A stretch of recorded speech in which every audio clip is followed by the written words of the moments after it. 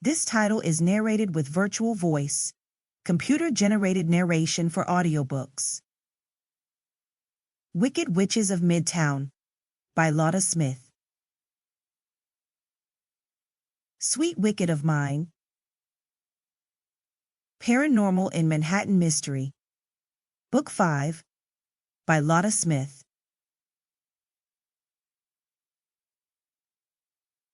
Prologue. Jackie.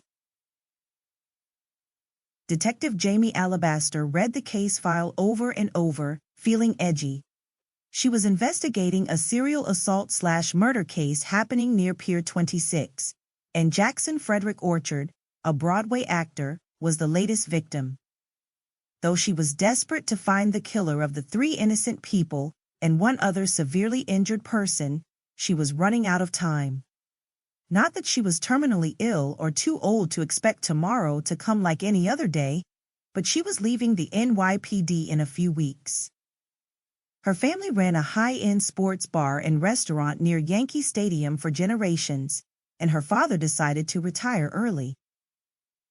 As an only child, she didn't have much choice not to succeed him at the establishment, and obviously, a detective's salary was just a fraction of the earnings coming from the family business. Reading through the case file for the umpteenth time, she finally realized what had been bugging her. She'd met all the family, friends, and acquaintances of the latest victim, but one of them triggered Jamie's 6th or 7th sense as a detective. On the surface, the person, a choreographer from the Aladdin production, which Jackson had been working on just before his untimely death, seemed like a quiet, soft-spoken guy, but she felt an eeriness about him.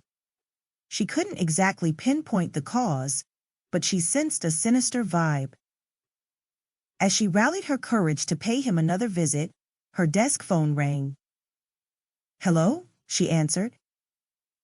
Words escaped her as the caller informed her Ryan Francine, the man who Jamie was going to meet, had died in a car wreck just a few hours before. Almost 5 years later. The sky was blue with just a few small clouds floating like little piles of cotton candy. The wind was quiet, and the Hudson River was calm. Reflecting the rays of sunshine, the river almost looked like a mirror. A couple of young, attractive, openly gay males kayaked down the river, breaking the tranquility, turning the mirror-like surface of the water into an actively flowing stream. On the greenway by the river, people jogged, worked out, and walked the dogs. Everyone was smiling, laughing, high-fiving with their loved ones, looking happy and carefree. Jackson Frederick Orchard, aka Jackie, sat alone at a table in the outside garden of City Vineyard at Pier 26. Watching the happy people coming and going across the riverside walkway for fun and exercise had been her favorite pastime when she used to be a budding actor.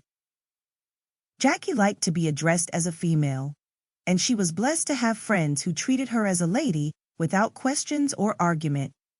There were times when she was a male actor who was often described as a heartthrob among female audiences, but nowadays, gender didn't mean anything to Jackie anymore. After all, touching someone was physically impossible, much less hugging, kissing, or making love.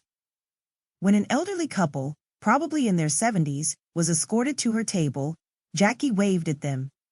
"Hi there. How are you? It's a beautiful day, isn't it?"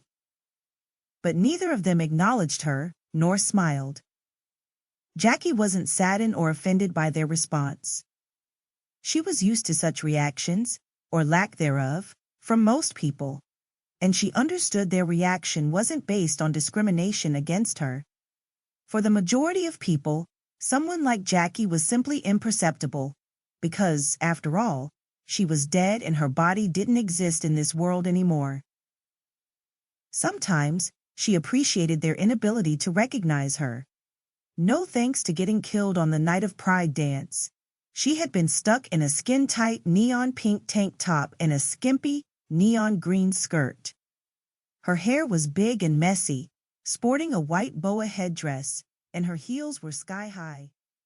To keep listening to this audiobook, I've left you a link in the description so you can do it, at no cost thanks to Audible's 30-day free trial.